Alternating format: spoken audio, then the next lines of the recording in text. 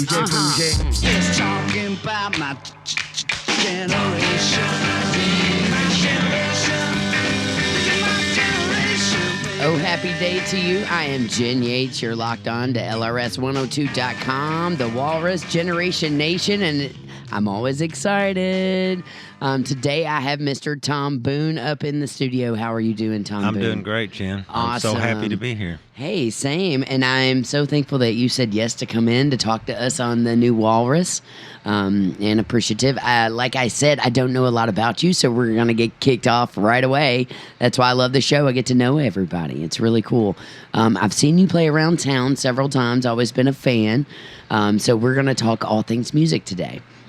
So let's kick it off right away with letting everybody know, how did you get your start in music? Well, I started playing guitar 70, 71, something like that, but I was just playing as a hobby. I was raising a family. Actually, my daughter was born 71. Okay. And after that, it was all, work, pay bills, and take care of that kind of thing. So I didn't even start. I played a lot, and anytime I had a chance to play at a party, and always great to find a jam session somewhere. But I didn't really start playing out and playing bars and things until probably early 2000s. Okay. And was green as a gourd as far as that went, and played in. Started out playing in a. I would go to the jams at Bulldog Cafe in Fairdale that Bluegrass Anonymous was sponsoring, and I was trying to learn to play mandolin, and I never was a great mandolin player, but I was getting good, and a couple of people asked me to be in their band, so I played with a bluegrass gospel band called Roy and Friends for a while, and it was fun, but it really wasn't what I wanted to do, so... Yeah. Finally, around 2004, maybe 5, a guy asked me to join his acoustic band, which we ended up calling Blender. And we did some bluegrass, but mostly we did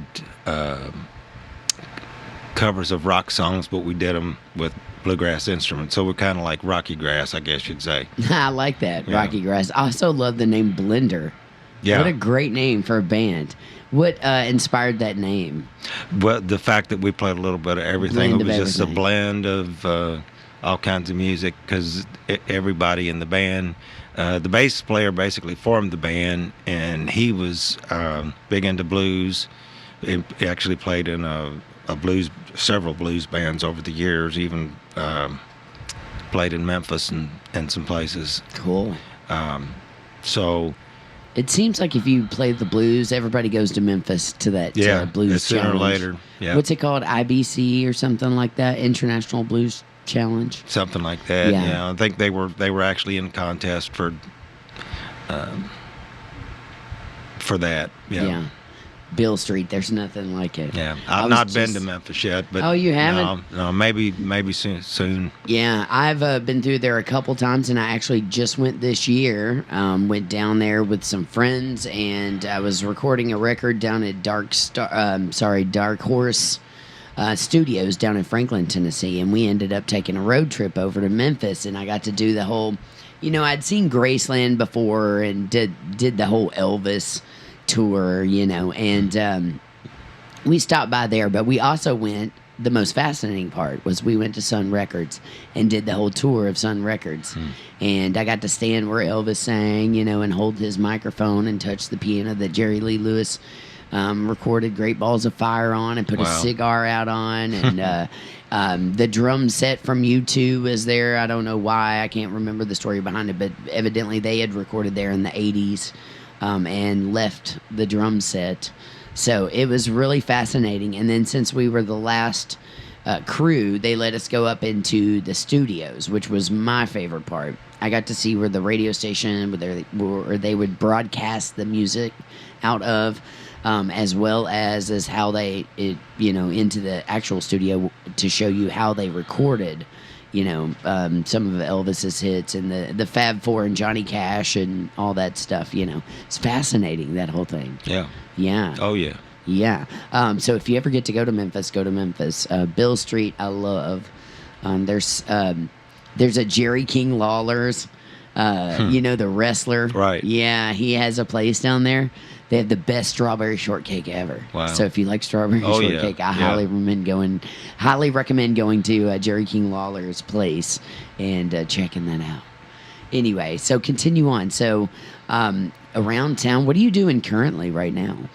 I've got a few places that, like Floyd County Brewing Company, we just played there Saturday. Yeah. And the first time we played there, the owner came up before our first set was done, and he said, "I want y'all back, and whenever you want to play here, just go to our events page, pick out a date that's not taken, and let me know, and it's yours." So I play over there quite a bit. We've been playing at Goodwood some. We've got a show coming up at Goodwood. But most what I do anymore, I used to try to put the full band together every time and figure out a way to do the full band. But then, if a show pays $150 and then you got to divide it 5 ways, that's not. I talk about that often here in Louisville. That's why I started an acoustic duo for that exact reason that you're talking about. Exactly. Well, not only because I love playing with Nick Payne, but Right. I have a duo called the Kentucky Beatniks. Right. And I did that because I've always done, I've done a lot of projects. I've always put together bands and stuff like that. I feel like I'm pretty good at it by now. I've done it so much. But we had an 11-piece band, me and Jimmy Brown and Donna Bivens and Jessica Bullock and Levon Fisher-Wilson up here in the Highlands Pride Saturday. But you've got to make money enough to pay everybody. You know what I mean? Right. So you have to consider your budgets. Right. And then you'd like to make a little for yourself. Well, so, of course. That's what I do anymore is just kind of, I've been calling it the Tom Boone Trio, Dale Eskridge on banjo and Bobby Parton on mandolin and me, and just doing those little small shows like that. I've done a lot of solo shows over the years. Just the trouble with the solo shows is there's just not as much fun. Well, yeah. When you're, when you've got the band or a couple other guys to interact with and solo and all that. What's interesting, Tom, is I play an accompaniment instrument. I've always been a drummer. Right. I played many different instruments. I play a lot of different instruments, but not great. Great is my drums, Right. So it's funny because I've always had to accompany somebody. And for many years, I thought, doing solo records, or not solo records, but doing records with people, I thought that, I needed to collab, because I feel like it's all about the collaboration when you're talking about music. Especially in the original music scene kind of thing. But I've always tried to figure out a way to be solo, which is funny. It's not near as fun, but it's harder for a drummer to be solo than it would be, say, someone with a melody instrument. Exactly. Sure. So I always looked at people like Ray Rizzo and things like that. He is a great guy around town who literally, can trigger things. And now with MIDI capability and all the technology we have, you can actually go that route, which is kind of fascinating, right? How music has changed over the years. Right, and a lot of guys will do solo shows and they'll do the loop thing where they play a or riff some and kind then of come back and do another riff, and then before you know it, they're loop de loop. loop, yeah. Where's my bell? I love my bell. Loop de loop. So I get that. And I've also seen a lot of this lately. It's people doing acoustic that has I don't know what you call it, but it's like a splitter for their voice that makes them have a third and a fifth harmony kind of thing. Yeah, I've heard guys with that, and I'm like, that thing is the wild. first time I heard one of those, I was in Florida, and my wife was in a junk store, flea market or something, and a guy was playing in front of a bar just by himself and a little amp, and I'm just listening to this guy, and he started singing a Simon and Garfunkel song, and I'm like, whoa, it sounds like he's got Garfunkel there with him, He was there was harmony going on in between songs. I said, how are you doing that? He had a pedal that was They make a pedal for everything. Pedals are like apps. Right. You can get an app for anything, and you can get a pedal for anything. I just realized the other day that we were looking at certain kinds of leafs and stuff. And I was like, well, shoot, they make an app for that. You can just get the app and point at the leaf, and it'll tell you exactly what it is, supposedly. I don't know if it works correctly or not. But pretty much they do, yeah. They do make a pedal for everything. And electronic-wise, as a drummer now, when I went out to L.A., or if you look at anybody, really, that's on a national scale, if you look at their drum set player, they now have all kinds of pedals. They've got all kinds of DJ equipment. They've got all kinds of computers. You know, they might as well be the brain of the whole function. It's crazy. So I feel like, to get to those levels professionally, sometimes I had to learn those electronics and those things. When I did Rent, the musical, that is a half electronic, half acoustic drum musical. And you have to know how to do both parts or you don't get hired, right? So I kind of went outside my box. I bought me an electronic machine and tried to figure out how to trigger things and loops and things like that. It's a fine art. I was doing that Saturday too, triggering loops and then playing live band over top of them. You've really got to be on your game to do that stuff, to pull them in and out when you need to. Yeah. And if they get on if you hit them on the wrong count, it's just like starting singing on count 2 when you're supposed to be on count 1. It's going to throw everything for a literal loop. You know what I mean? Ha, ha, ha, ha, ha. No pun intended. Yeah, the pedal thing it's almost bizarre anymore. Johnny Bramwell, you know Johnny? Yeah. He was playing banjo and dobro with me, and we can't. He's got Vessel and Restless Legs String Band, and at the time he had all kinds of other things going on. So it got to the point where it was really hard to get him for a gig. And is Vessel still around? Yes. Yeah, I thought so. We need to get them up in here. Yeah. Josh Blair, Isaac, and Johnny, Kurt. Yeah, remind me to get the contacts after the show today. There's some great musicians in that band. Josh Collins. Yeah, they had a great band, and I mean, they still do, and they've been around for a long time. I've seen them several times. They used to come in. Events. We did 8 years from 2006 to 2014 at the Hideaway every Monday. Oh yeah, and the Hideaway. They were just getting started, and they would come in, and we got a couple new songs. You care if we play during your break? And I'm sure, and it got to be a lot of people would come in, and that was so much fun. It was hard on me because I was working 8-hour days as in construction and running my own company, and we'd do 10 to 2 on Monday nights, and then I'd have to get up in the morning at 7 or something and meet a crew at 7:30.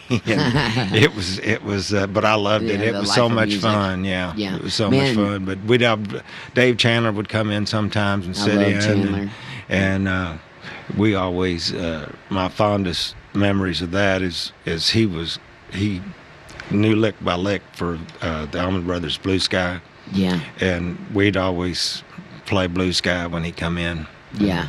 We talked about your fond love of the Allman Brothers. I have a huge love of them, too. Obviously, they had, an amazing drummer, and they were very fascinating.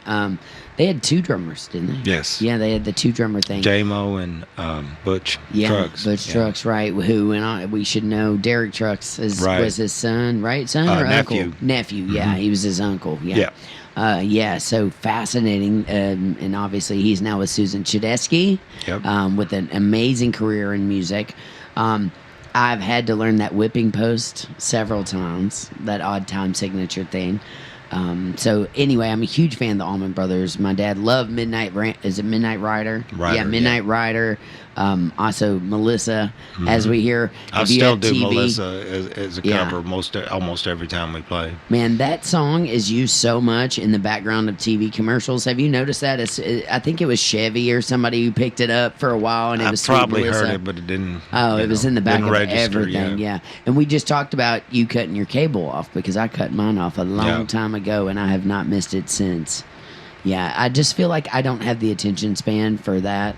I'd much rather listen to music or do something on my computer. I'm an audio kind of. It robs your tech geek. creativity, that's for sure. Yeah, that's how I felt too. And I worked in TV, and I thought, well, maybe it's because I worked in TV. I used to have to sit behind, 30 different TV screens and monitor each one of them. So my attention span was all over the place because I was a master control operator. I was a on-air director for WB. That's what brought me to Louisville, was working in television. So I thought maybe because I worked in TV, I just didn't have the mind frame or the mindset to sit down and want to watch a lot of TV a lot. Now, I love movies, and I'll watch a good documentary. I love a good comedy. Yeah, I think didn't you talk to Tom about the country music, Ken Burns country music? Yes, Yeah. that was amazing. It is amazing, and 2 more nights of it, I think, or 3. Yeah. I'm a big Ken Burns fan. Oh yeah, me Always have too. been, yeah. I had no really fondness about learning about the Civil War until I saw his film, The Civil War, and it was like, wow. Yeah. Yeah. Yeah.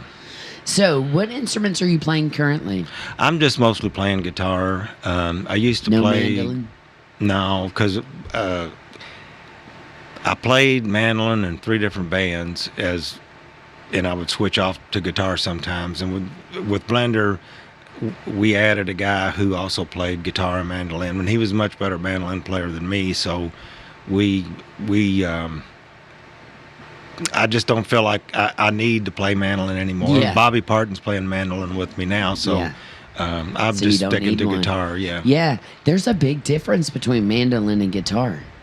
Well, I learned mandolin after I learned guitar, and my son had been trying to learn to play mandolin, and I didn't have any books or anything as far as learning. And he said, "Well, it's just the upside down to the guitar." Yeah. And so I started putting chords together that would be, like a G chord, Right. upside down. Oh, okay. And upside down this and that. And then when I did finally get a chord chart for mandolin, I was like, oh, that's correct. Yeah. It's almost like a ukulele is kind of in the same sense as in, you don't have to hold as many strings down, but ukulele has different fingerings for things. You right? I've never even attempted. Usually it's only 4 strings on a uke. Right, right. So like where a G chord would be on a regular guitar is something totally different on a little ukulele. I only know I have noticed that when I've seen Yeah. people. I can play rhythm guitar pretty well. I just know my first positions and stuff. I'm not great at bar chords. I'm always struggling with those. But I love to sit around and try to pick on the guitar. I read, Dave Grohl was the drummer of Nirvana, who went on to be the lead guitarist of Foo Fighters, Right. and start his own thing. He talked about how when he picked up a guitar, he learned like the kick drum was the top E string, and then the snare drum would be like the D string, and he would learn playing like that, which making it feel like it was a drum set, like a kick snare kind Right. of thing. He would learn those kind of that rhythmic part of it more so than the melody lines. I thought that was really fascinating because everybody learns guitar a little bit different unless you've had an instructor to really Right. instruct you. But I grew up in a very string-oriented family, I should say. On the Yates side, my grandmother played guitar, dulcimer, banjo, and organ really well. I have a cousin who majored in mandolin playing down in Texas at Leveland and got a bluegrass degree. Wow. And we got a lot of pickers on my dad's side. My dad was like the lone drummer, although his brother did do a stint with drums in the Army. And everybody was musical. Everybody basically played something. My sister played saxophone. That's great. And she picked up the banjo, I think, too. And, just a lot of string players. So I remember a lot, growing up, everybody'd be sitting around singing or picking something or, always sitting on a porch somewhere like your band Oh, name. yeah. Yeah, the back porch. Yeah. That's where the name comes from. There's none of us that's ever played with me that wasn't playing on somebody's back porch at one time or another. Yeah, I love it because you brought me in a couple CDs here, and it's Tom Boone and the Back Porch Pickers. Second Childhood. Is this the most recent CD? Yes. All right. And let's talk a little bit about making the CD. First off, I love your cover art. The art is a porch Justin Willis with some barrels. did that, yeah. Yeah, and it's like a little shack out in the country. They're up on a hill with a beautiful sky. Yeah, you got Jonathan Bramall on here, Alex Herman, Steve Sturgill, and Tom Boone. Love this. So let's talk a little bit about the creative part of music, because that's my favorite part. I love to put out my own stuff. I've collaborated with lots of different bands over the years and pretty much put out a style of CD in almost every genre of music, minus jazz. Yeah. But I grew up playing a lot of jazz because in concert band, my professor was a big progressive jazz guy. So we were always playing jazz pieces, but I was always on clarinet or bass clarinet in those, not so much drums or percussion. So when did you put the CD out? You probably have to look on there. Let's see. Because it's been 4 years probably. I'm not... It probably The is. year's not coming to me. 2016. I see yeah, it here. Yeah, yeah. 2016. 3 years, yeah. I was like, I'm in my 40s now. My eyesight is going. I'd say that was, when we put that out, that was the peak of my music career. When we did the first one... You put out 2 under the back... Yes. Or the front porch pickers. The back porch pickers, not the yes. front, the back. Yeah, I loved when we were introduced for Kentucky Homefront. John Gage said, "We're bringing the back porch pickers to the front porch tonight." Yeah, so. I love that. But John Gage was just up in here. He was really cool. yeah, I love John. He's a great person, great human being. Absolutely. And, of course, he rocks out on that Kentucky Homefront. He's done that for so long. And a great player. Oh, it looks like Dave Chandler's on here. Now, I love Dave Chandler. We worked side by side teaching at Mom's Music for Marvin Maxwell. Oh yeah, for a long time. Yeah, yeah. He was teaching then when we did that record. Yeah, and I see Billy Clark's up on here. Michael Cleveland's on here. Hey, shout out. That was a thrill just to have him. He just came in, did 2 songs, and he says. We're just tickled to death that he was willing to do it, and comes in and did his thing with the fiddle, and then he said, "Man, would you mind if I did some mandolin on that song?" Yeah, we would love for you to do some mandolin on that song. Don't you just hate it when a musician wants to put something down and they're awesome? You're like, please do. Yeah. Make it better. Yeah, Go for it. He's another one that's, he's a great person. By the way, also on vocals, Elena Fugate was my neighbor for many years. We'd always come out and see each other in the backyard. Was that when she lived on Breckenridge or? Schiller. They're in Germantown. Oh, okay. Yeah. Okay, yeah, where she's at now. Yeah, exactly. I was her neighbor for a long time. I moved about 2-3 years ago. But yeah, I loved that little place, and it was fun being her neighbor. Yeah, We were Alana and I come to Louisville about the same time, because before I started playing at the Hideaway, we were mostly playing Bardstown, but we did come to Louisville and play a few shows. I met her at the Love Festival, which was up at Jefferson Memorial Forest. Yeah. And and then she started coming to the Hideaway to my shows, and I'd go to her shows. Of course, she had open mic. She was doing open mics at Man, she's Stevie done Ray's. Yeah, she's done them everywhere. Yeah. Oh, yeah. So she went to Stevie Ray's, and then was it Bear Nose from there? No, Corner Door. Yeah, Corner Door. That was one of my favorite places ever. I hated when they closed. We got really good crowds in there, and they tipped well. Oh, yeah. I love playing the Highlands and all around that area. It's just, I always say this about the Highlands, because I've been in and out of the Highlands for 21 years, off and on. And there's just something magical about that place. It sucks you in. It's like a magnet. Yeah. You just want to be there. And every time I try to leave Louisville, it just sucks me right back in. Let's play something off of this second Childhood. What's your favorite track that you wrote on this one? I got 3 that I'm really fond of. All right, let's do 2 back to back. We'll do one and then come out of one talking about it. My Backyard. I was going to pick that one because I'm kind of curious about what your backyard's about. And let me guess, your backyard? Pretty much. All right, here's Tom Boone and the Back Porch Pickers with My Backyard on LRS 102.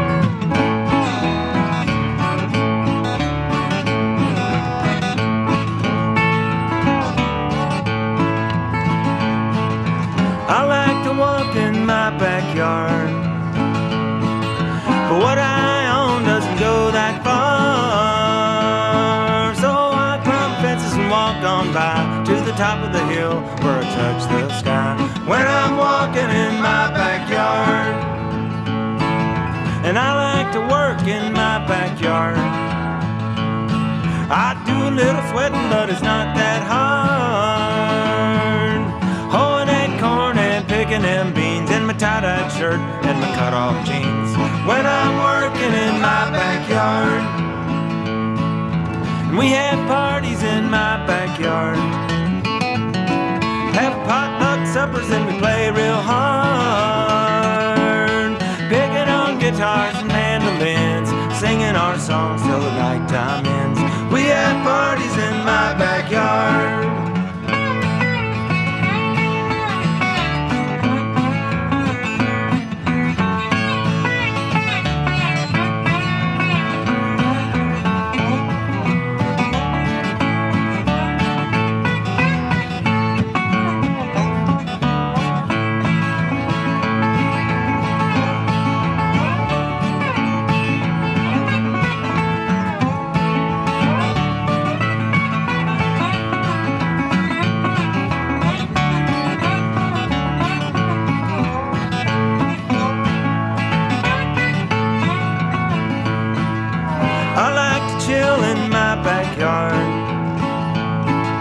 Laying on my back and watching the stars.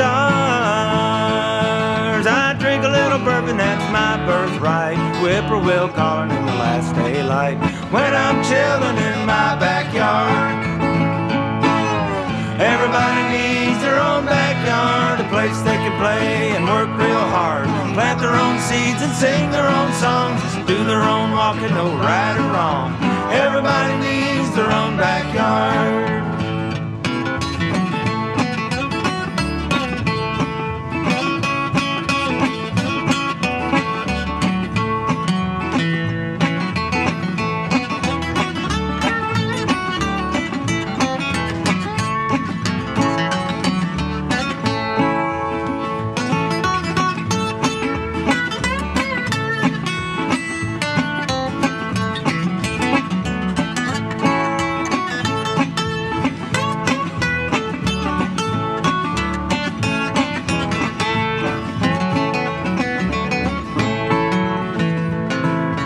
I like to walk in my backyard, but what I own doesn't go that far.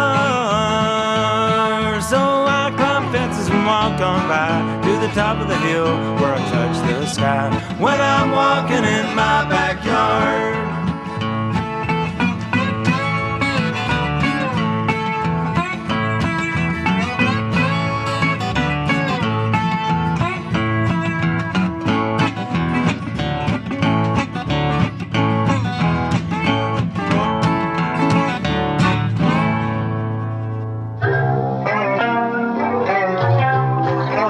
LRS Fest returns with Nonpoint. Saturday, October 5th. The Brown-Forman Amphitheater. Direct support from Royal Bliss, Pyro the Hero, Afterlife, Despite the Fallen, Anemic Royalty, SWP, Smut, Boombox Poets, Mojo Thunder, The Last Origin, and Julius. Get your tickets on ticketweb.com right now. October 5th, Brown-Forman Amphitheater, LRS Fest returns with Nonpoint.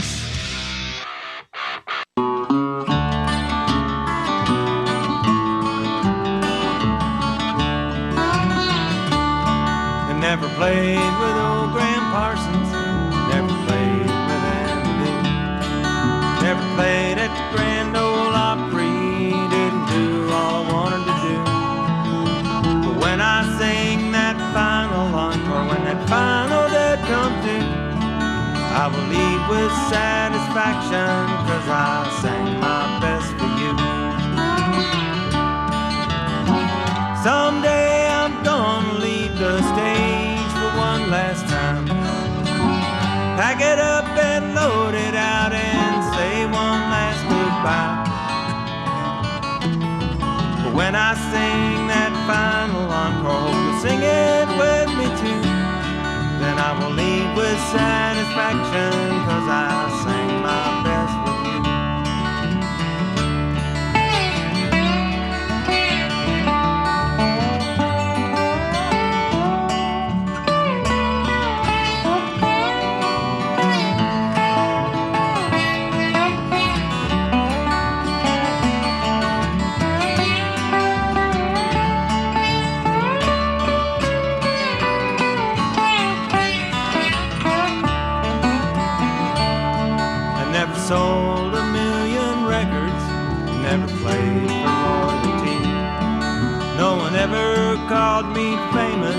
but I'm not a casualty.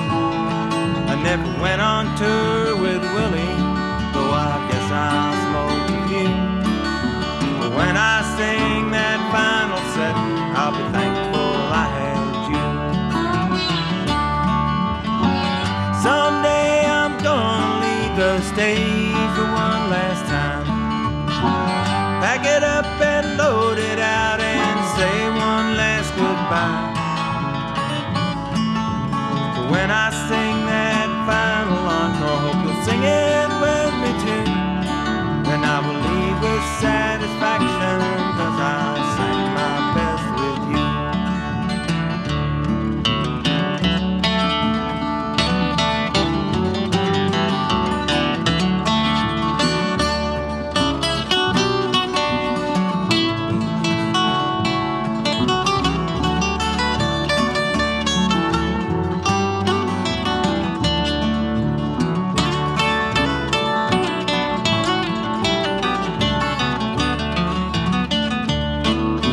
I didn't play at Woodstock, not even Bonnaroo, but I made a decent living with my hands as I could do. My heart was in the music and the friends I made through you.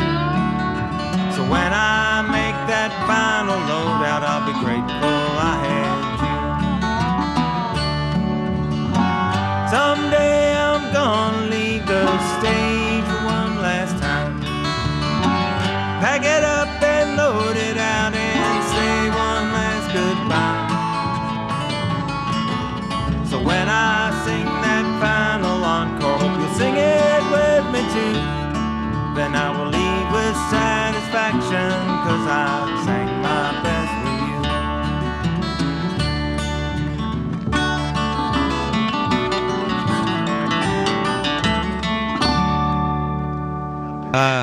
That's Tom Boone with the Back Porch Pickers, and that is Final Encore. Tom, you said that might be your favorite song that you ever wrote, or you Yeah. think one of your best ones, right? Yes. Yeah, why do you say that? Well, I just get a lot of compliments on it, especially from other musicians. Yeah. And I love it. It's very soothing, Yeah. very Appalachian. Yeah. It reminds me of my childhood. Oh, I should say. Yeah, well, because I grew up with a lot of bluegrass pickers right. around. You're saying and you had front porch a lot in pickers. your family, yeah. Yeah, and this was kind of their style of stuff, just that picking and just that happy sound and stuff, A lot of steel guitar players around me growing up, and, I grew up in the land of Steve Warner, so I'm from Adair County, and Metcalf Right, I was heard you right talk next about that door. yesterday, yeah. Yeah. So I always talk about the influence of like Greg Martin and the Kentucky Headhunters. Mm-hmm. I got to open for them when I was like 15. Wow. By 16, I was opening for Tim McGraw. I come from the land of Wow. the country. So I grew up playing a lot of country music, worked for a classic old country station. And even farther back, more of the Appalachian bluegrass kind of stuff. That was kind of my thing. I just love that stuff. Even though I was a drummer. So nowadays I think they call that newgrass if you're Yeah. drumming in a Right. bluegrass band, yeah. So, but yeah, I love that song. So tell me a little bit about the writing process to the final encore there. Well, it was one of those songs that just whipped out, and you're always, I don't know about you, but anytime I write a song, I think, is that stupid? Yeah. And so I took it to Johnny Bramble. Oh, I know most of mine are stupid. So I took it to Johnny Bramble. I had that one and another one. I can't remember what the other one was, but I took it to Johnny, and Johnny just kind of laid back, and he goes, "Wow, man!" Yeah. Johnny does. That's one of his expressions, man. Man, yeah, I like to say that a lot too. Yeah. So when you write a song, what comes to you first? Do you get the melody lines in your head first? Do you have a subject that you want to write about? Both ways, really. Okay. It could just. There has times when I've got a subject to write about, and it just kind of like my backyard. That's the way Yeah. that came about. Yeah, I love that one too. Because at the time I wrote it, not so much now because the knee replacements kind of slowed me down for a while. But I was walking 2 or 3 times a week, and I've got 100 acres of woods behind my house. Nice. I only own a half acre. Then there's an acre of field behind that my neighbor owns, and then the 100 acres of woods. So my dog just loves going to those woods. I bet. And so we 2 or 3 times a week, my routine was I'd go out through my yard and back across the neighbors, and then up into the woods, up to the top of the hill, because it's a really steep hill. Yeah. And then down, then around town and back home. So it was about an hour walk, but sometimes I just ramble through the woods, go a different way every time. My wife would get mad because she said, "I'd go with you, but you don't stay on the path." I probably wouldn't either. I'm an outdoor nature girl. I love to just wander in the woods. I have found probably 8 to 10 fox dens up there. Wow. And, I had no idea. I knew there was foxes back there because I'd seen them a couple times. Yeah. I hear them at night, but I had no idea. Eight, and there's one place, there's 6 or 8 holes just in one area where they're going in and out. And I followed their tracks in the snow, so I know it was foxes. Yeah. By the way, I saw a red fox twice in different locations of the Highlands in the same night. Not surprising. Completely different locations. Yeah. And it looked like the exact same red fox. It's amazing how much wildlife there is in the city. Yeah. I was coming home from Milana's when she lived on Breckenridge. She had a songwriter party and was coming home. And right there by the I just passed the monkey ranch on Barrett, and an owl. Barrett and Winter. Yeah. Yeah, and an owl flies across the road. Wow. And I'm like, wow, this is the middle of Louisville. Yeah. And I don't even have them at my house. Yeah, I've seen an owl in the middle of the day just sitting on a wire staring at me. In fact, I was going to tell you yesterday, I woke up. I think it's more of a spiritual thing. We'll get into that. But I saw a hawk flew I heard next you to talking me. about that. Yeah. This hawk, this thing was huge. Right. And I saw your picture. Yeah, it looked like a Cooper's hawk. Yeah, I think it was. I looked up at it, and it didn't. I was literally 5 to 6 feet from this thing, and it didn't flinch. It just stared That's at me. Very unusual. Yeah, I know. That's why I thought, well, I'll scare it off, and then I thought I'm gonna just stand real still because I didn't want it like coming at me if it was a mama hawk or something, and she had babies around because. This bird, if I'm not mistaken, it's the same bird, has been leaving me feathers on my doorstep. And I don't know if you know any of my story, but one of my best friend I call her my soulmate in music, Beverly McClellan, we were writing together, and she passed on October 31st. Well, she had exotic birds. She had African grays, and she would always give me feathers from the African gray when it shed a red one. And so it's been red feathers that's been left on my doorstep, which is really odd, right? So I was like, this is my sign that Bev is here. Yeah. Like she's like trying to get my attention. And the day before this weekend, we always played on my birthday weekend, which was this weekend. And a few days ago it had been our 5-year anniversary of meeting kind of thing, and starting to write music together. And then she ended up getting cancer and passing away last year. So I've been dealing with that loss. And I was like, this is, and I come off one of the best gigs I've had in a long time. In front of thousands of people, it was a great time. For the Pride? Yeah, for the Pride thing. And I felt like that was her saying, hey, I'm here and I'm watching over you kind of thing. But anyway, this hawk was not scared of me at all. It didn't move. It let me sit there and take a picture of it, Wow. Yeah, I saw the picture.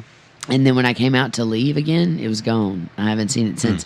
But now a friend of mine saw it in the backyard a couple days ago. So I know it's around there. And I think it's the same bird leaving me feathers, which is crazy, right? Yeah, it is. So anyway, and even when I said to it, I said, hey, Bev, how you doing?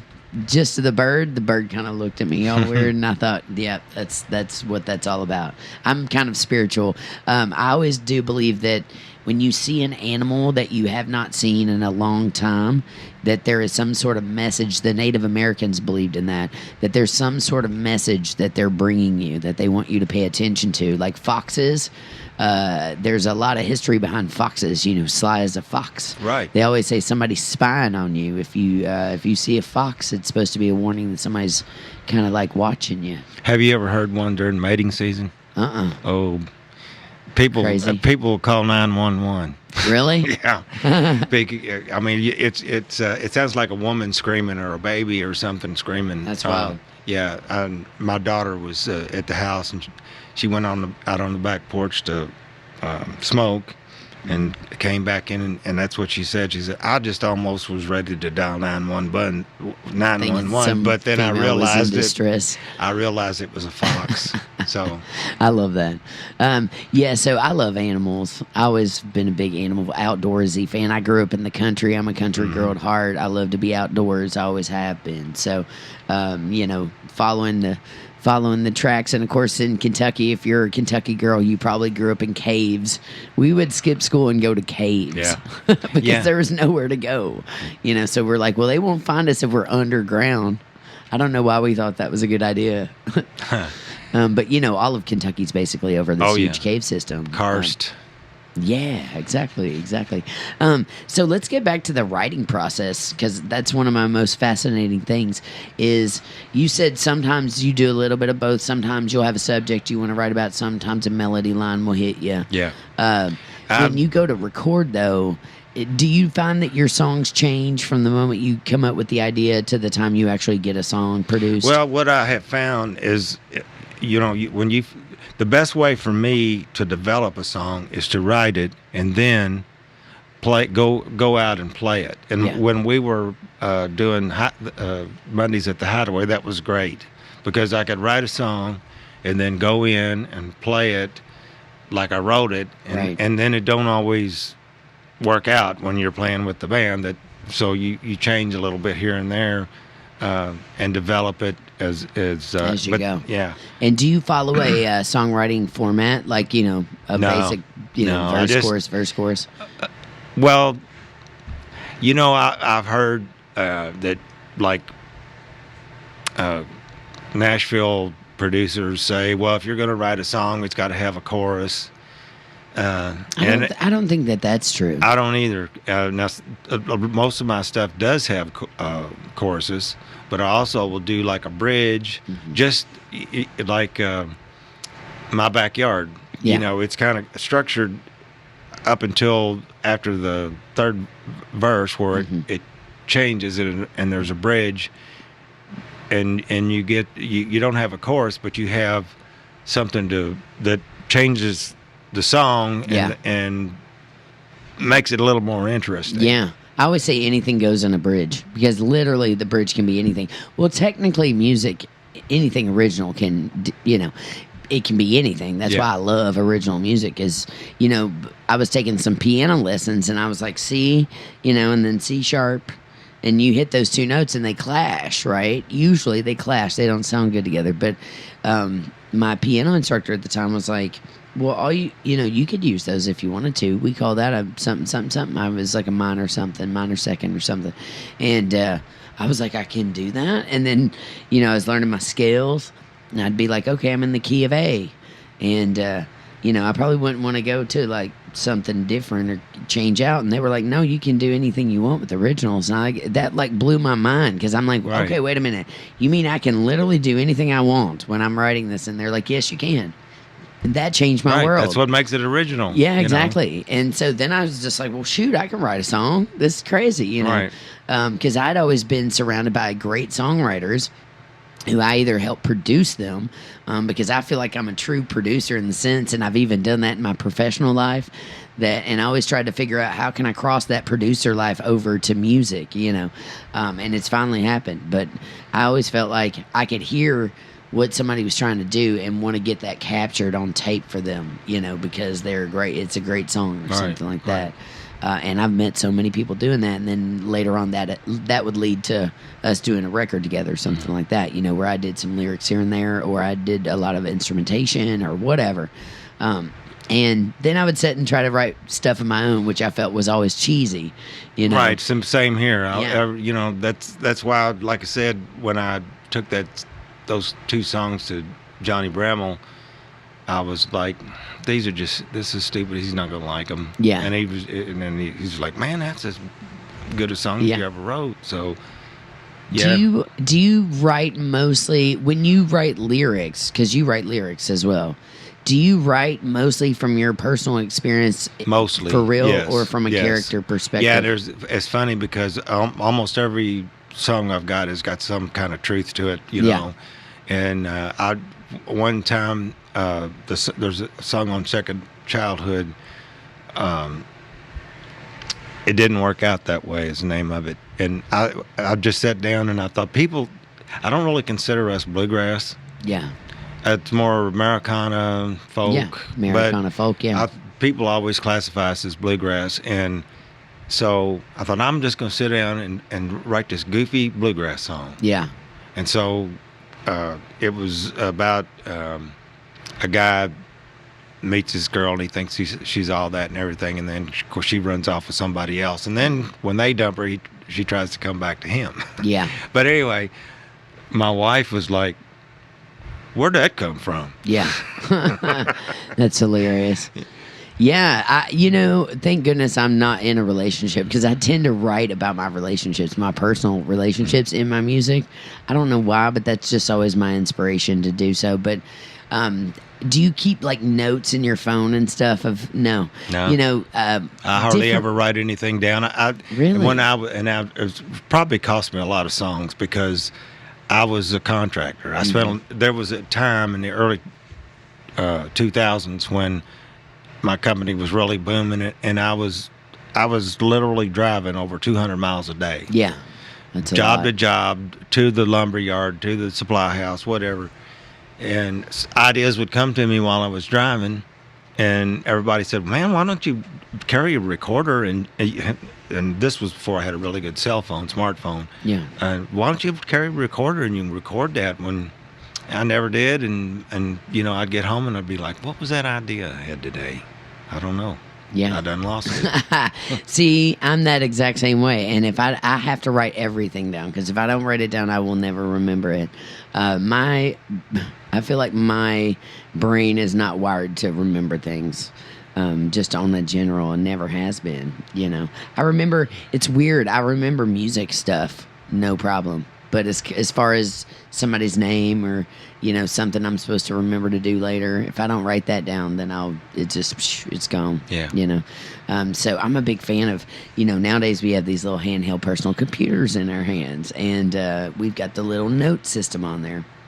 A lot of the songwriters I've interviewed talk about how they'll just randomly get like 4 or 5 words in their head, and then they'll write it down, and then they'll leave it. Work it out from there. Yeah. Yeah, and then later on when you're going back to write, you can go back through all your ideas and be like, oh, yeah, now that was a good one. I like that one. Some of them will end up, and you might keep one out of every 50 or something like that. But I find songwriting fascinating because everybody is so different with writing their own stuff. Right. And I'm always trying to find and search. Well, everybody why are they always writing asks it? you that question. Well, what do you do first? Do you have the melody or do you have the lyrics? Yeah. And sometimes it works both ways. I know with Final Encore, Jackson Brown's These Days has that step down kind of thing, and I kind of that kind of influenced that song. It's not the same step down, but same kind of step down, and so that's where the melody came from. And the words just flowed. That was good. one that just boom. Yeah. Where I have a song that I want you to play here shortly. Sure. It's called "We Didn't Have It Bad." It's also on the Second Childhood album. Yeah. And it was a song that I struggled with because I've so fond of my mother's side of the family and my dad's too, but just had a lot more experiences with my mother's side and a lot more stories that were told, and I wanted to get it in a song, and I struggled and struggled and struggled, and it took a long time to write that song. And what was really satisfying about that song was right down here at Uncle Slayton's. Yeah. We played that song, and I had some of my older cousins came because my grandfather died before I was born, so they had to sell that home place before I was born. Yeah. And so I was never on it until late in my life. But some of those cousins who were older and came to that show, they said, "You nailed it. Yeah. You Cool. nailed it." So that was really satisfying. Yeah. To know that just from those stories, and finally after all my mind-boggling trying to put something together for it, that the family said, "Hey, that's you got it." Yeah. I love that. Well, let's play it. Let's play We Didn't Have It Bad. Is that what you want to play? Yes. Yeah, here's We Didn't Have It Bad, Tom Boone and the Back Porch Pickers off of Second Childhood. You're locked on to LRS102.com. Back to that old home place where the children play in the Lord's embrace. When it came to money, there was no trace. The love flowed down like the good Lord's grace. A long time ago, another time and space. I wanna get back to that old home place.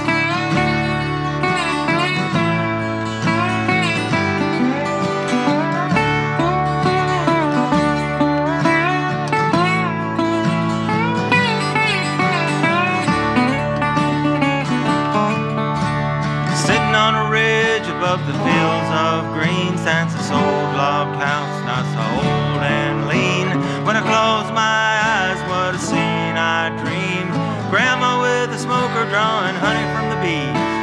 Grandpa's got a plow making furrows with a mule. Uncle Joe's at the grinding wheel sharpening a tool. It was a short 3 miles to that old Burke school. They laughed while they walked and they learned the golden rule. Oh no, they didn't have it bad. They had each other, and for that they were glad. They had an orchard and chickens and grapevines too. Mom kept bees and had a garden with a view. Daddy and the boys milked cows in the barn. They got the very most from that old rocky farm. A long time ago, another time and space. I wanna get back to that old home place.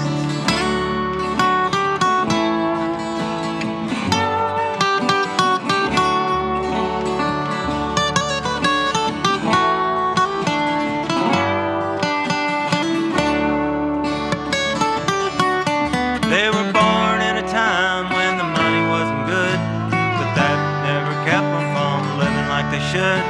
The times were mighty hard and the work was too. They never knew the difference, that was all they knew. If you ask them back then, how'd you live that way? They would give a little grin and then this is what they'd say. Oh no, we didn't have it bad. We had each other, and for that we were glad. We had an orchard and chickens and grapevines too. Mom kept bees and had a garden with a view. Daddy and the boys milked cows in the barn. They got the very most from that old rocky farm. A long time ago, another time and space. I wanna get back to that old home place.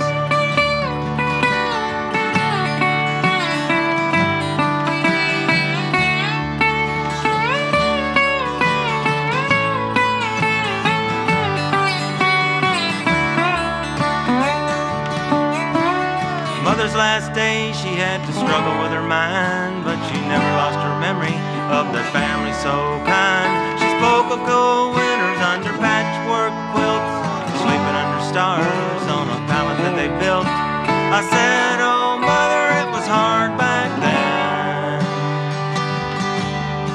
She shook her head, raised her hand, and this is what she said. Oh no, we didn't have it bad. We had each other, and for that we were glad. We had an orchard and chickens and grapevines too. Mom kept bees and had a garden with a view. Daddy and the boys milked cows in the barn. They got the very most from that old rocky farm. A long time ago, another time and space. I wanna get back to that old home place.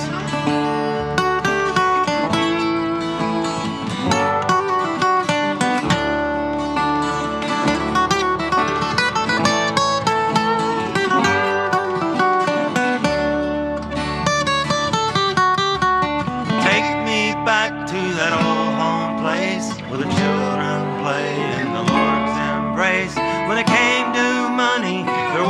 no trace, but love flowed down like the good Lord's grace. A long time ago, another time and space. I wanna get back to that old home place. Get me out of this damn rat race. The world needs to get back to that old home place. LRS102.com, Louisville's rock stream.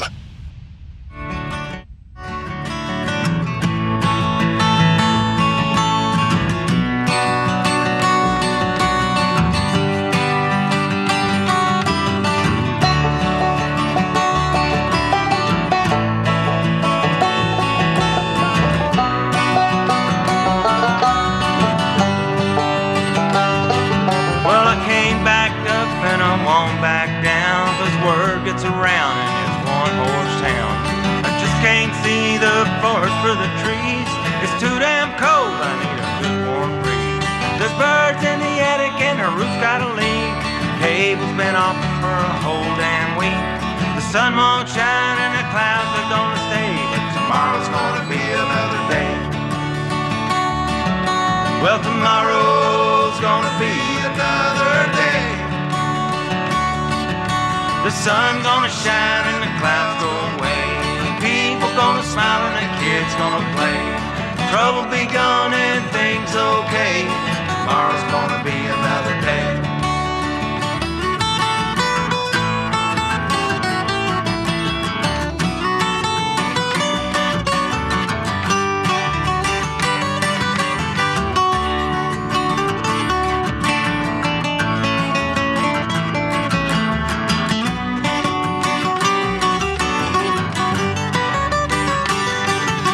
We've all been sick and the toilet won't flush. Car's got a flat, the neighbor's dog won't hush. I got 6 to 1, half dozen of another. Can't love myself, but I can't love my brother. And the whole damn world is going insane, and nobody's willing to take the blame. One thing though I sure can say, tomorrow's gonna be another day. Well, tomorrow's gonna be another day. The sun's gonna shine and the clouds go away. People gonna smile and the kids gonna play. Trouble be gone and things okay. Tomorrow's gonna be another day.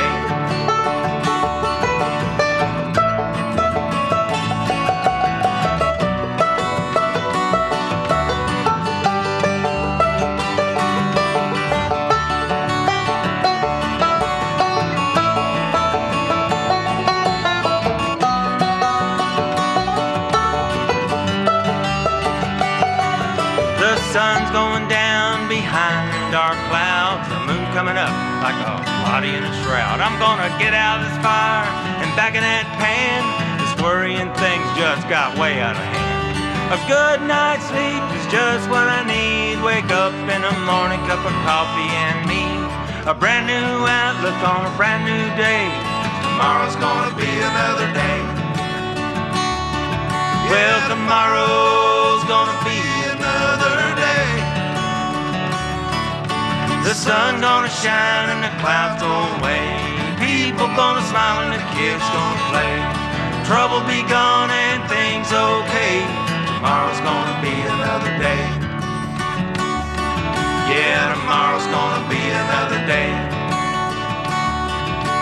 Tomorrow's gonna be another day. And that's Tom Boone and the Back Porch Pickers with Tomorrow's Gonna Be Another Day. I love that track, Tom. Very Thank cool. you. Yeah. Very nicely done. I like About that record. day that you have everything go wrong and, Yeah. and you just wish, man, I would have just stopped and start all over again. I totally get that. I was going to we were talking a little bit off of record about, and I wanted to carry it over to air, about stage fright. You Oh, said yeah. that you had done a little bout with some stage fright. Yeah, it was more than a little. Well, tell me about that, because I found, I used found to that be. fascinating. I used to, when I was playing with Blender, is when it was really bad, and I was terrified that I was going to forget words because they were throwing a lot of new covers on me to learn. I mean, like 20 at a time or something. Right. And I would, all the way to the show, I'd be saying the words over and over again, trying to get them in my head, and then get on stage and still forget. Yeah, I hear you. You know, stage fright is weird to me because sometimes I'll get it just randomly, which I'm one that I was kind of birthed on a stage. So I just grew up on one and always loved to be on a stage. But at the same time, I do get, a little bit of stage fright. It depends on the gig. Yeah. Like, I didn't have stage fright with all these people here, but sometimes I will. And sometimes stage fright will I come. think it's worse when you don't have a big crowd because you're I agree. You're just kind of disappointed that, that people didn't show up. Yeah. And then with the having a good crowd drives you and makes you want to have that great show. Yeah, so, you feed off of their energy. You're giving them energy. They're giving it back. It's that exchange, that musical high, that we always talk about. I find stage fright fascinating, though, because a lot of people have it, and it's always people you wouldn't expect to have it. And even people like me get it, and just and it's because you're like you say, you're the last person because you are so full of energy and drive, and I've never seen you that you just weren't happy and tickled to be wherever you were. Well, thank goodness you haven't seen me when I wasn't happy. I was going to say, I've had a bunch. The past 2 years, I felt like going into my 40s, I felt like I had a mental breakdown slightly. Yeah. Not over my age. It was overall, there was a lot of death going on. I was losing my friends that I'd played music with, losing bands, losing, changing locations. It was just like I purged everything. But for a good reason. Now looking back, I'm glad I did. Yeah. But when you're going through that, like in your song, Tomorrow's Gonna Be Another Day, sometimes you can't see into the future. Exactly. You know what I mean? Yeah, and it sometimes smacks you. It just smacks you. It does. Yeah. And sometimes you feel like, I got to get out of this. You know what I mean? Right. If not, then, something's got to happen, But looking back now, on the other side, a couple of years later, I'm like, okay, things start to make a little bit more sense about why that had to happen or why that had to happen. And now I'm glad that this happened, and I'm looking back thankful that it actually happened. So it's kind of funny how that works. But I also feel like as artists, sometimes we are almost just, we need to be tortured a little bit to be able to write about things. You know what I mean? Right. So I feel like I got a lot of writing out of that, if nothing else, because the way I get things out is to write, whether it be a song or just to sit and write a journal entry or a book entry or whatever it is. I've always loved to just sit and write, I've got out of that habit. For several years, I kept a journal, wrote in it. Sometimes I get 2 or 3 days behind, maybe, but I kept it pretty. And I probably haven't did a journey intro in a year now. Yeah. And I keep thinking I need to go back, but I just can't get the drive to. Yeah. I understand. old, I guess. I don't know. Yeah.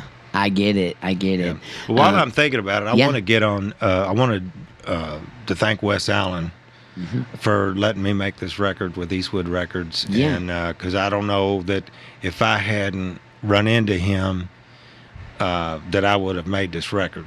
Just for the fact of what it costs to make a record, Yeah, it costs a lot. Yeah. A lot of people don't. And I have to understand justify those things to my wife of 50 years. We'll be married 50 years. Congratulations. This October, That is amazing. Congratulations to you all. Yes. So, and this is your second record, or have you done more? No. It's okay. Those two. Cool. And let's look back at the original first one. When did you put this one out? It says 2012. Yeah. All right, so 2012. I find it fascinating that you didn't start playing out music until early 2000s. Well, with working and then running a company, I was a union carpenter for from 70 to 84. Yeah. No, 89. And then I went into business for myself with founded Boone Contracting, my construction company. And I, with kids, I had a son and a daughter, and I gave them priority, whatever they were doing. My son was into all kinds of things at the sales high school, so I was always with them. My daughter went to Bullitt Central, and they came first. So I never even really thought about it. But during those times, we would always go to shows. We've always loved live music. Yeah. Back in the, it's crazy because now what concerts cost, and back then, in the early 70s, we go to shows for like $5 or something, great shows. Yeah. I saw the Allman Brothers in 71, I think. Hey, guess what? The Allman Brothers have played this building that you're in. Really? Yeah. This used to be a theater. It still is. You know who I upstairs. seen it here? Who's that? Steve Miller. Oh, Yeah. cool. The Steve Miller. And band. I will never forget that because we were in the balcony. Well, I'm going to take you up and show you the balcony here in a minute And- because it's still standing. Uh, It's there dilapidated, was but so it's still much. here. You didn't even, back then it was a little more liberal about people smoking pot in the venue. Yeah. And Well, nowadays I don't everybody got- remember ever being that. You did. I mean, you was gonna get high whether you wanted to smoke or not. Right. There was so much Ding smoke. ding for getting high. Everybody Yeah, loves to laugh. that was crazy. But Have it was you a really seen- good show. But it was still crazy. Have you seen the meme that says 5 drunk guys will start a fight, but 5 Yes. stoned guys will start a band? Yes, I have That's the seen truest story Yeah. ever. Yep. Yeah. Okay, so Jimmy Brown was in on the show, and I took him upstairs, and he goes, "I sit right here and watch Pink Floyd." Wow. Yeah, Pink Floyd's played here. It was the old Guild Theater, and in the 70s, it was the Mad Hatter. Mm-hmm. The Mad Hatter. which Yeah, that's was a venue. right. That's when we Yeah. came here, it was the Mad Hatter. Yeah, and now it's Launch Louisville Studios, which is a bunch of tech startup businesses and stuff like that. We have a lot of really cool businesses based out of this building, from everybody from the Louisville Drone Academy that fly the drones all over Louisville and video, to the Silent Disco guys are here, Dark Star TV. Clayton's in the back. We got the Ville TV here. We got all kinds of podcasts.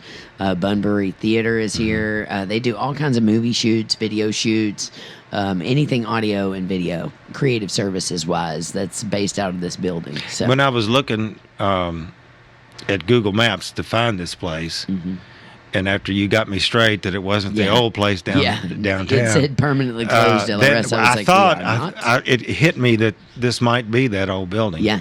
Yeah, well, it is. Yeah. So welcome. And I'll show you a lot of the old theater still stands. They're looking for renovators. Hopefully one day they can renovate this place and have live shows back here again. But the building is historic. I mean, it's been around for a long time, and lots of many famous people, from Black Sabbath to B.B. King to the Allman Brothers to Pink Floyd. And like you said, you saw Steve Miller Right. here.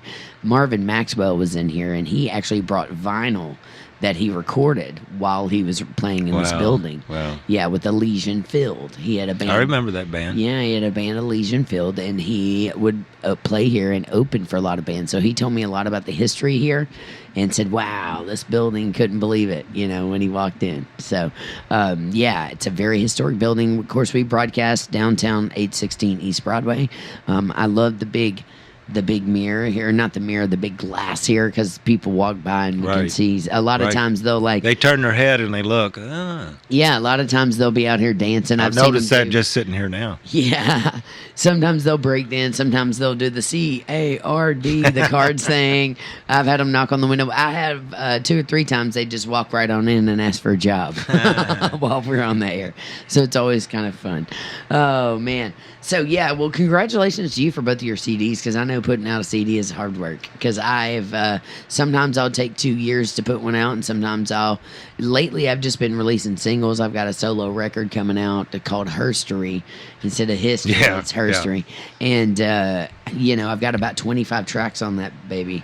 And it probably could be a double record, to tell you the truth. But I've just been dropping little things here and there. Of course, mine's totally different. It's like pop, hip hop, and definitely electronic, more modern stuff. But I just, like I said, I write myself. Just it's for my own mental therapy. I write just because I never sit down to go, hey, I want everybody in the world to buy this or like this. I literally write for myself. I never really in my mind think about what anybody else is going to think about it, because really, no offense, but I don't care. Right. I'm doing it for Well, that's myself. great. Yeah. Right. If I want to make money at music, that's where the teaching comes in, the playing theater gigs, the side playing, all the stuff that you have to do as a musician to try to, make it. And luckily, I got this little side gig here at LRS. But, for like the past 12 years, I've been making a living on nothing but my music. Yeah. And putting out records under different band monikers. I've been putting those out since, the 90s. So at this point, I'm like 30, 40 records deep in different groups. I just did one down in Nashville that's not even out yet. It's Americana, more of Americana style. But, I just felt like I had done blues and I'd done country and I'd done rock and roll, studied jazz in high school and in my youth. The bluegrass was definitely in my soul, but I was a drummer. I was heavily influenced by a lot of punk rock in the 80s, a lot of classic rock. Obviously, my dad was a big rocker, so he turned me on to Cream and Hendrix and all that stuff when I was a kid. But when hip-hop come out, it was all about the rhythm and the words. And I was like, hey, I can do that because, when you don't, and I do play melody lines, but it's not my specialty. I can, and I am on my own stuff. I'm playing everything on my own stuff. I'm producing it, writing it, direct everything, the whole nine. So, it's a whole different thing when you're doing it by yourself versus collaborating with someone else.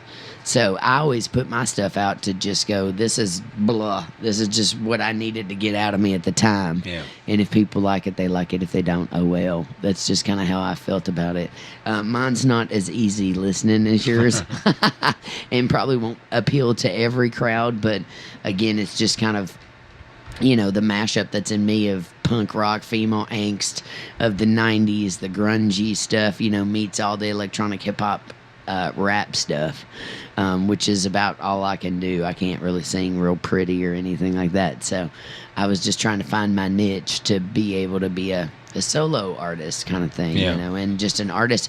I really just wanted to be taken seriously as a musician and as an artist, and people to look at her and go, she's not just a drummer. She does all these other things Right. too. Well, I've always took you seriously. Well, thank you. I appreciate it. I've always admired you, really. Yeah, well, thank you, because man. you always see you at the Mighty Kindness, leading the group, leading the little pounding, parades. I always the try drums, to do that and when I can. Yeah, I that love the Troops. Oh yeah. The I do ladies who too. put that on. Yeah. The Troubadours of Divine Bliss are magical creatures. I always call them my spirit animal because they always show up in my life when I need them at the most. And they're just such outstanding people. You know what I Yeah. mean? They make you want to be a better person yourself. So I met really them look up to 'em. because when I first started playing Mondays at the Hideaway, they were doing Sundays, doing Church on the Rock on Yeah. Sundays. And Was that at the Hideaway first? Yeah. Wow. Yeah, they started at the Hideaway, and then Jim, who still owns the Hideaway, but I think his son runs it now. Yeah. I don't. I know Jim. Yeah. Yeah. And so he ever so often, I think he fired me 4 times.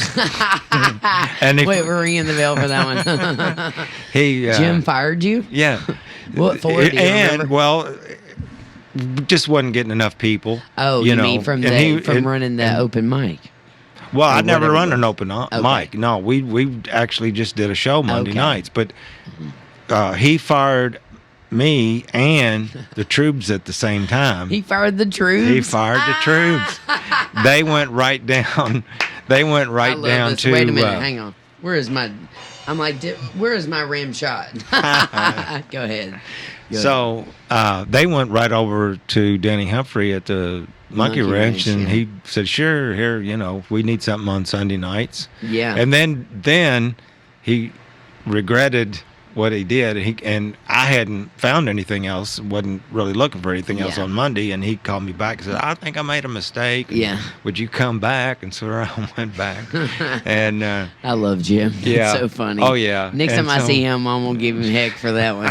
You fired the troops and Tom Boone.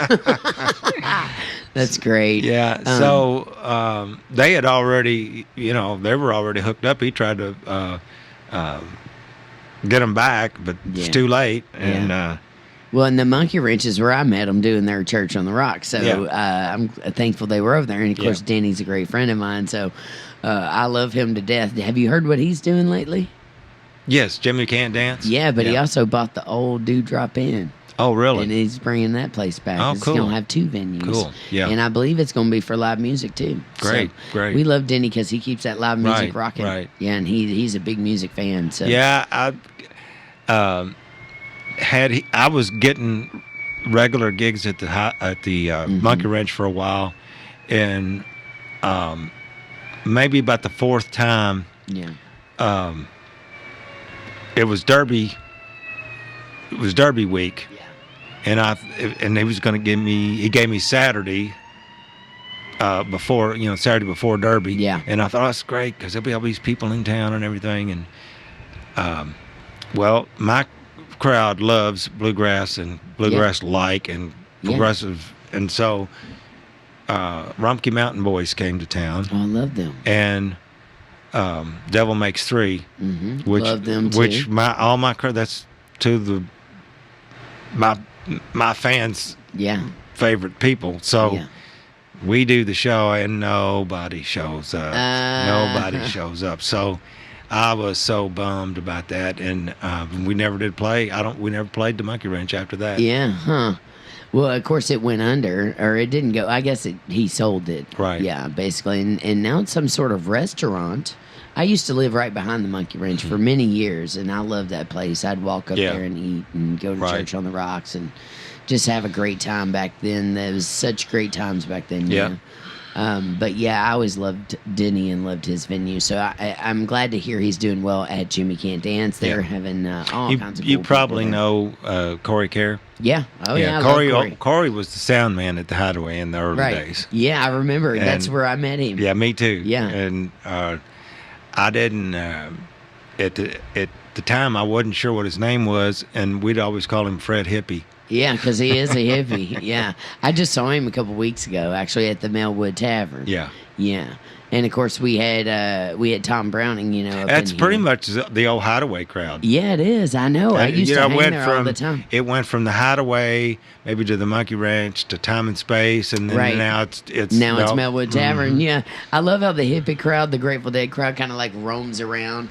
Yeah, yeah. Yeah, kind of like roams around and does all kinds of crazy stuff. Yeah. So anyway, yeah. So that whole old Hideaway, Monkey Ranch, Melwood Tavern crowd, I've always loved that crowd. Yeah, me too. It's a great musical Me too. crowd. The Hideaway used to have. I used to play there all the time. I used to play with a rockabilly band called Y&V and with crazy Ron Whitehead and his Southside yeah. group. Yeah, I didn't know Ron had a band. Oh yeah, he had a band for a while. Yeah, and I was. I mean, I always his- just I knew was him as his a drummer. writer. Yeah. Yeah, he's a writer, but he'd get up and do spoken poetry over top of like jam stuff. It was real cool. You know, it was Mm-hmm. Yeah, I a admire very him. outlaw country Yeah, poet. because he's kind of- from Grayson County, I think. Yeah. Down in that part of the country somewhere. Yeah, he's one of us. You know, Yeah. we're a Louisville transplant. I Yeah. call us. Yeah. When you moved here, was everybody asking you like what school you went to and all that good stuff? Well, I actually grew up in Louisville. Oh, My you did, parents yeah. were from Washington County. Oh yeah, and that's down near me. Yeah. Yeah, and so, but all those people moved to Louisville for work. Mm-hmm. Dad was a World War II veteran, and and actually was he saw a lot of combat, but his technical. He was a cook. Yeah. And so when he got out of the Army, he cooked at the Brown Hotel for a while. And then, so I credit my good cooking. Yeah. And anybody, I think my wife will tell you I'm a good cook. Well, I love that. That's good. And so anyway, I learned to Who cook doesn't from love him. to eat, right? Right, Yeah. right. I love to cook because I love to eat what I cook. Yeah, exactly. No kidding. Yeah, I was gonna say I moved here in '99 from Adair County, so South Central Kentucky. If you go through Washington, you keep going down through Marion and Taylor, and you get on Right. down to down to Adair. Been down through there many times, going down Lake Cumberland. Yeah, I was Or right Green in River, between. yeah. Right in between both. And my grandparents ran the campgrounds at Green River at Homesbend Boat Dock, as well as over at Lake Cumberland, Oh, wow. right by the fish hatchery there. I can't. Yeah, think we what just they call camped it. down there in August. Yeah. So I grew up, an outdoors kid because my grandfather was a World War II vet as well, World War II in Korea. and they retired and they ran campgrounds, and I would go hang with them all summer in the in the little camper and fish, and we'd fish for trout down there, and all that stuff. So You probably down there same. Well, you're younger than me though. So, but we used to go down there a lot below Wolf Creek Dam. Yeah, that's exactly where they ran. That's exactly where they ran the campground. You may have seen them at some point. You don't know. More than likely. Yeah. But yeah, they were always big with the Corps of Engineers, all those cats and stuff like that. And Yeah, I we just love loved Corps summers. campgrounds because now that I'm at 62, you can get a senior pass from the National Park Service, and you get half off at Corps of Engineer campgrounds. Wow, very cool. Yeah. I love that. Yeah. Yeah, I love it too. I love a campground. Do you have a camper? Yes, we have a travel trailer now. I love that. We started out like everybody else in tents when I was a kid. Yeah. We would go to Lake Cumberland, and we had a little old 12-foot V-bottom boat, and we'd load up the tent and the cooking stuff and fishing stuff. And where Beaver Creek and Otter Creek come together? Yes. There's an island there. We would go out and camp on that island. Yeah. And it's not called Plum Point, is it? What's that called? I don't know. It's all I know is where Beaver and Otter Creek come together, and there's a really nice island to camp on there. Yeah, I know exactly what you're talking about. We're joined by Tom Boone in the front. I keep saying front. It's the back door. We'll pickers. make it to the front porch someday. Yeah, back door pickers that eventually somehow mosey up to the front door. I love that with the John Gage story. That is really cute. I do want to remind everybody that we are bringing back LRS Fest. Have you ever been to an LRS Fest or heard of an LRS Fest? No. I never did ask you. Do you go back to LRS?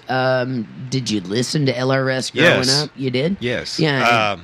In fact, at one time, they played a lot of jazz. Yeah, no kidding. And we would go... Probably the really early 60s. To my friend's house. I was a carpenter apprentice. And we would go to his house, and my wife would sit upstairs with his wife, and then me and him and another guy would sit down in the basement and listen to LRS.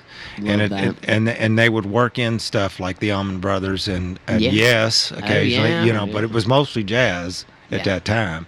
Drinking Boone's Farm or whatever. Mad Dog 2020. I wouldn't doubt it. Yeah. Or some we listened to WLRS quite a bit back then. Cool.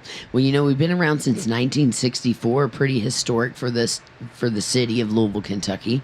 Eventually found their way to be a rock and roll station, and then all through the 70s, 80s, 90s until current, minus the past 10 years, was a pretty, powerhouse in the radio industry here in Louisville as a rock and roll station. Yes. Spinning some, we would always spin B-sides of vinyls and stuff like that. Because it was the first tracks. FM station, really, that went all progressive rock. Yeah, exactly. So, when all those classic bands that we still listen to today were breaking the, LRS. Exactly. Right That's what we hoped for. They're playing Yes. They're going to, exactly. Yeah.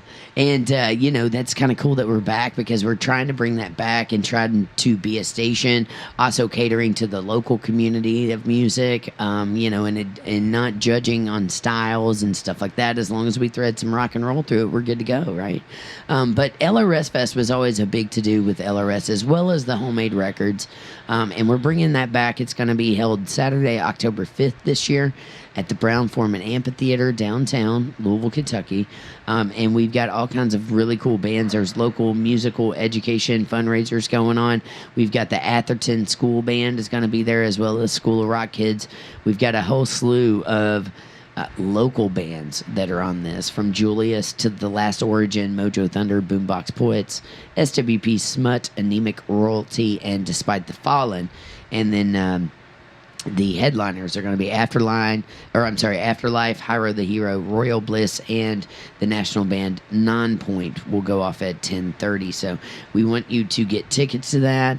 You're going to start to see these LRS Fest posters going up all over town. They've got the little walrus is a Slash walrus from Guns N' Roses. He's got the hair and the little top hat and the guitar and all that stuff. Gates will open at 12:30, and of course that is Saturday, October 5th. You can get tickets online right now, so go check that out. And we want everybody to come. A lot of the kids, back in the day, always talk about they went to LRS Fest and got to see their favorite rock band. I or probably something like did, that. but I can't remember it. But Yeah. we went to a lot of shows back in the 70s. Yeah. Mom and These have Dad been going on. babysit for us, and away we go. Yeah, and before that, I don't know if you've heard about the Louder Than Life lineup. Oh, yeah. Louisville now has what we call the trifecta. Right. The trifecta Hometown of Rising, Bourbon concerts. and Beyond. And Yeah, Hometown Rising, Bourbon Beyond, Louder Than Life. Those are our three big festivals. And Louder Than Life is going to be at Highland Festival Grounds at the Kentucky Expo Center. They're all at the same place, basically. But this one kicks off Friday, September 27th. At this Friday, Slipknot's headlining along with Stained. And we've got all kinds of really cool local groups on there too. One of my kids that I used to teach drums to in White Reaper, he's on stage. They've been selling out headliners, and they've been on a tour across the country, which is really cool.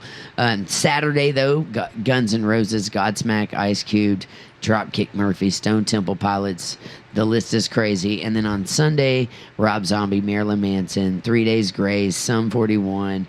And then, of course, Anemic Royalty, Sick Puppy, and White Reaper representing Louisville, Kentucky. So it's super rad. You need to get your tickets if you haven't done that, because I hear that they're selling very quick and they're very low on those.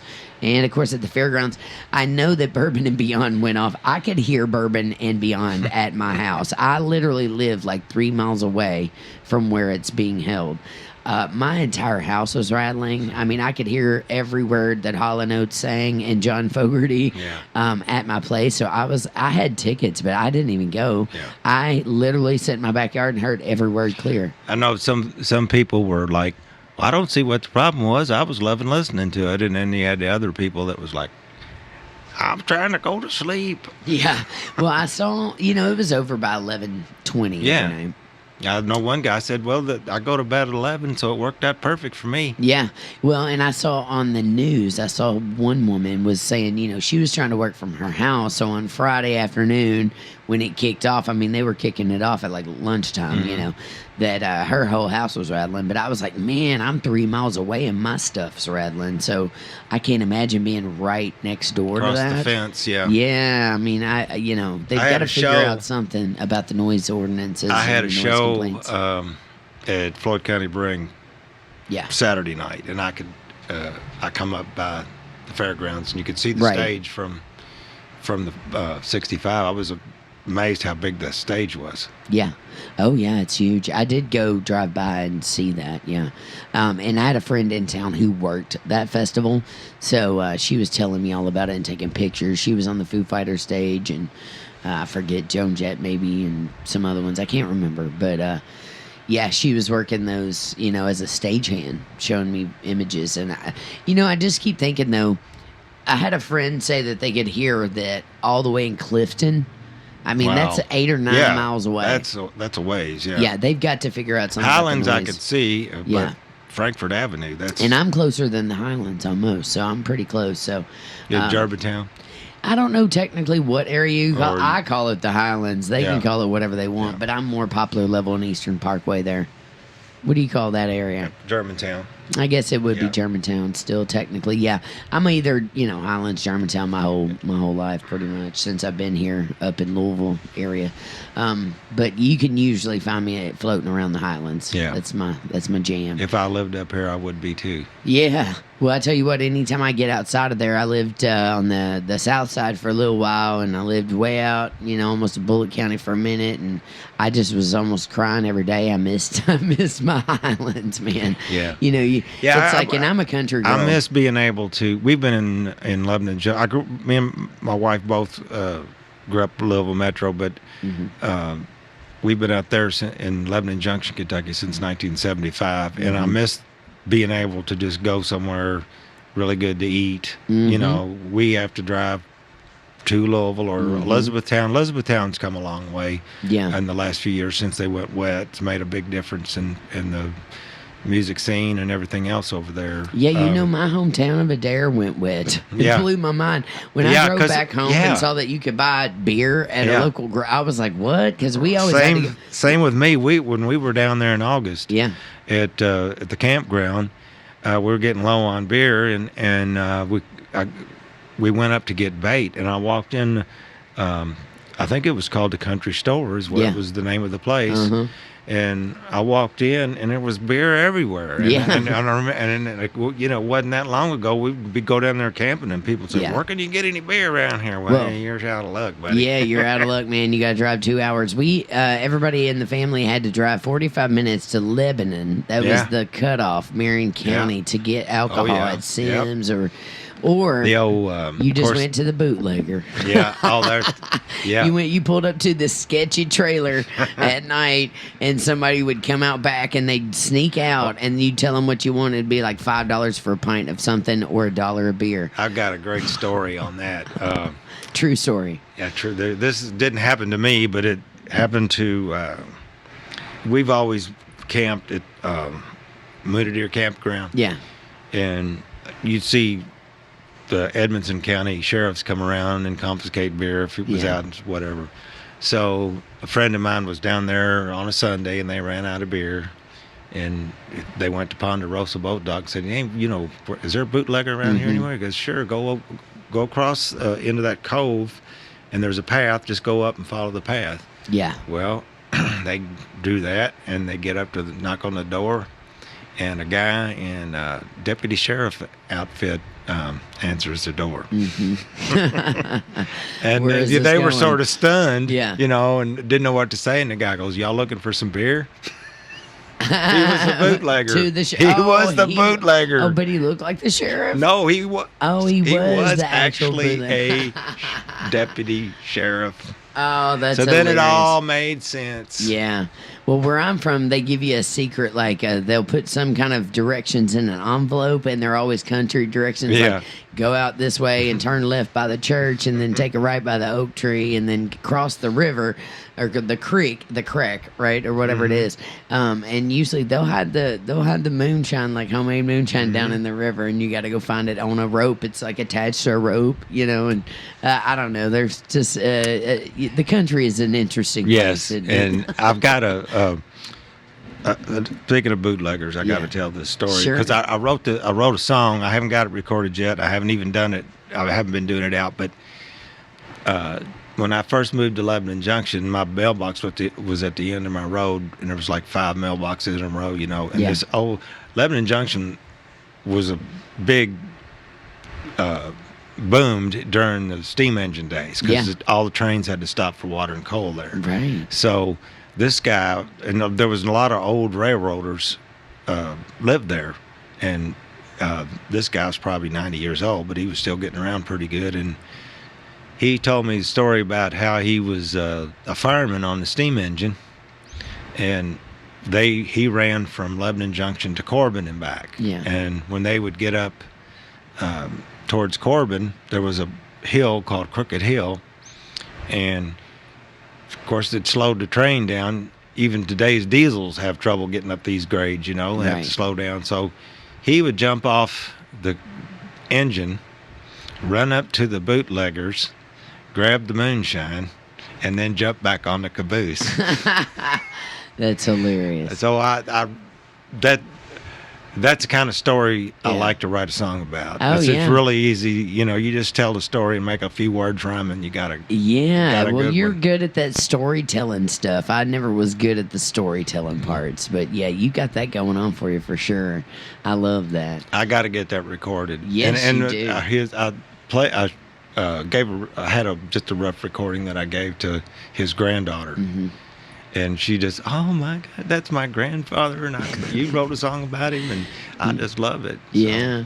Well, Tom, we're going to take a short break, and since we talked about both of us being influenced by some Allman Brothers, we're going to kick it in with There you Sweet go. Melissa. It's the Allman Brothers Band. I'm Jen Yates, joined by Tom Boone on LRS102.com. Crossroads. That is Neil Young with Cinnamon Girl. You're locked on to LRS102.com. Neil Young and Crazy Horse, I should say. I always love that band name. And I'm joined by Tom Boone. I'm Miss Jen Yates. Welcome to LRS, man. What were you just saying? You and Tom Browning have some kind of connection. We had him on the show yesterday. We did a little thing called a Canticle of Three. Was me and Tom and John D'Amato. Wow. Okay. And we just basically sit in kind of a circle and do our original songs. Cool. I love that. But it didn't last very long. We were doing, I think, Wednesdays at the Hideaway, and Jim nixed it pretty quick. I'm gonna laugh next time I see Jim. I'm like, Jim, dude, you fired everybody, and now what's going on?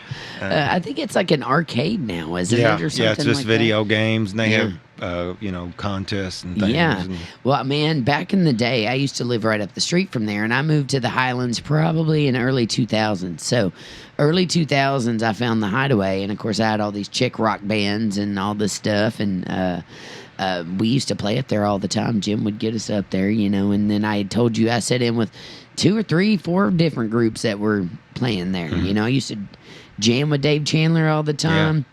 Gosh, I can't even remember all the bands. I can't even tell you all the bands I've been in at this point. It seems they're all a blur. But there for a little while, I did some stuff with Scott and Mertz. And then we did some country outlawy stuff, and some of the dudes from Bodeco were in that. And then Ron Whitehead, hired me to do some stuff behind his South Side project, which he put out a couple CDs. So I loved that little Hideaway spot. It was a great spot to play music at. Well, the thing too, it was especially on Monday nights, people would come in and try out their new music. We just wrote this. Can we play it through your break? Sure. So we had a lot of great talent that just dropped by to test their music out. Yeah, no kidding. Yeah, I feel you. With Vessel especially, Vessel was in there all the time, and Johnny, playing with me and being in Vessel, Isaac and Josh would come by. Josh Blair. Josh Collins would stop in sometimes too, and it was just, and me not knowing that much about the global music scene at the time. A lot of these people I didn't know until like Dave Chandler, when he sat in there and played. Then you're like, oh. And you were awesome. talking about yesterday with Tom. You were talking about your favorite Dead song was A Friend of the Devil. Yeah, I love that track. We had a jam up there one night. Neil Hullsweed, I don't know if you know Neil. I don't. He's had a honky tonk band, Hello Darlings, I think. Oh, really great that. guitar. I already love that. Great guitar player. Dave Chandler, Mike Schroeder of Hog Operation. Yeah. Oh, I love him. I love Hog Operation. Then too. my guys, Steve Sturgill and Johnny. And we jammed on, I've got a recording of it somewhere. It was 10 minutes long. Wow. Everybody taking solos. Yeah. Oh, yeah. And Jam, that's man. another one we still do pretty much every show.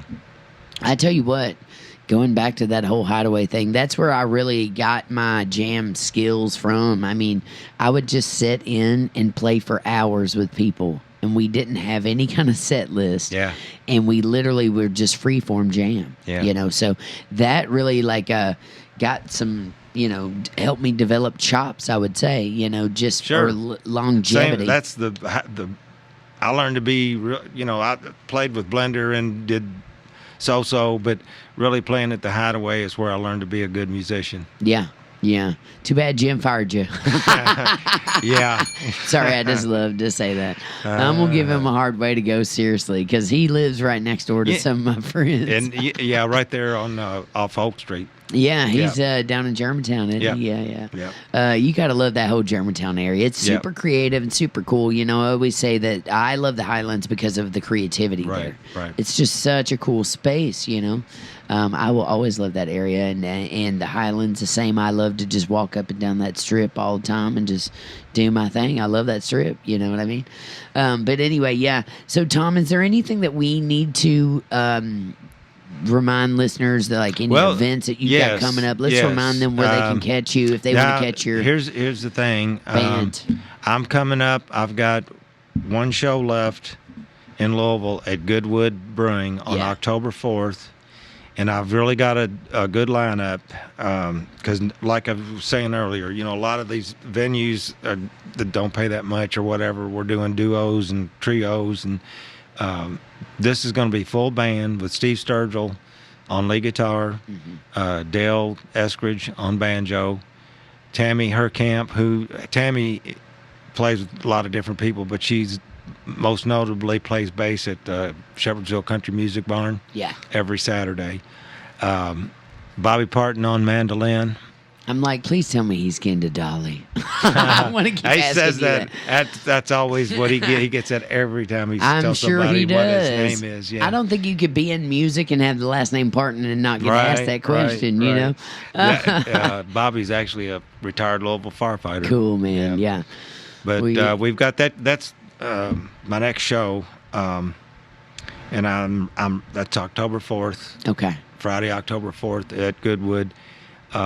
And that's going to be my last show in Louisville. We may do some shows in Florida. We're going, me and my old banjo player, Mike Cecil, we always go to Florida at the same time. And Cool. There's a place, used to be, and check out my song Island Time. It's about Eddie Teach's Raw Bar on St. George Island. That was where I got in the door down there anyway.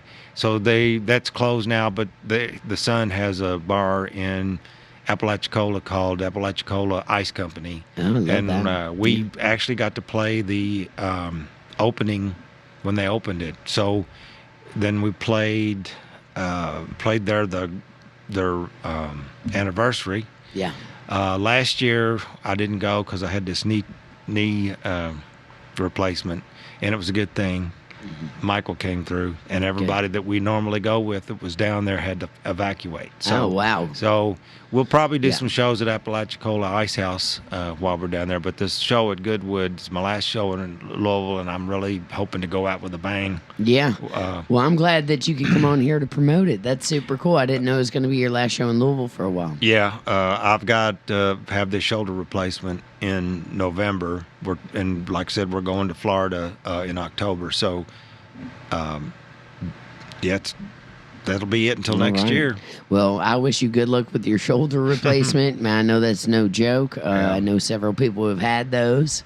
I don't wish upon anyone, but I wish you healing and light and love and good recovery and fast recovery and all that good stuff. Appreciate that. I forgot to shake my egg shaker. I forgot. I'm gonna leave this here so I have percussion in the studio to play with because I like to. You know, I'm a percussionist. I need to bang on things while I'm here. That's why I love my bell. Well, Tom, it's been a pleasure getting to know you today, getting to talk to you about your thanks records. for having me. We're going to wrap it up with one of your own records here. That is off your first album, Tom Boone and the Back Porch Pickers, Getting Back to the Old Time Ways. And I love the picture on the cover of this one, too. It looks like my old grandparents' home there in a big field. And it's just a little house with a guy in the back. That's you. Whole lot of love in that little bitty house. Yeah, a whole lot of love in that little bitty house. So we're going to play Old Time Ways, right? Yep. And we're going to spin that. And it's been a pleasure talking to you today, Tom. I've had a good time. Me too. All right, y'all. I am Jen Yates. Tune in tomorrow. And as always, keep it groovy. I grew up in a city where the streets were mean, but I never really wanted to make that scene. We go to the country every other weekend, to the lovingest people you could ever befriend. I knew back then I was never gonna stay. Had to get back to the old time way. Let the kids run free, let the dog run wild. There ain't nothing better than a freeborn child. Head out to the garden just to pick a mess of greens. The birds and the bees, the dogwood trees. You need some advice that'll make your day. You ought to get back to the old time way.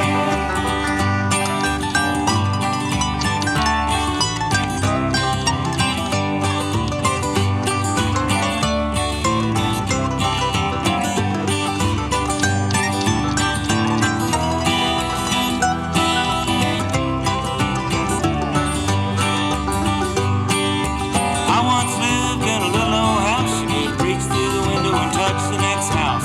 Sirens were wailing and people were screaming. It's not the kind of life my kids were leading. I knew back then I was never gonna stay. Had to get back to the old time way. Let the kids run free, let the dog run wild. There ain't nothing better than a freeborn child. Head out to the garden just to pick a mess of greens. Got the birds and the bees. dogwood trees. If you need some advice that'll make your day, you ought to get back to the old time way.